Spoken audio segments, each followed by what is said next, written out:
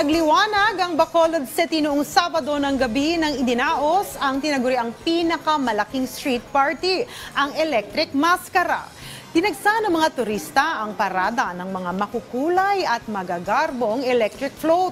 Bukod sa nagagandahang mga maskara, tampok din sa street party ang mga dancers at banda na naka-LED light ang mga kasuotan at costume. Kaya naman enjoy ang mga nakapanood ng kakaibang parada. 11 barangay ang sumali sa float parade habang mahigit 10 naman ang sumali sa corporate floats competition. Bawat konsepto at disenyo ng float ay pinaghirapan lalo't ipinamalas ng mga designers ang kanilang galing at pagiging malikhain. Inabangan din ang dance performances ng mga elektrika diva. Samantala, nakisaya rin sa selebrasyon si First Lady Liza Araneta Marcos.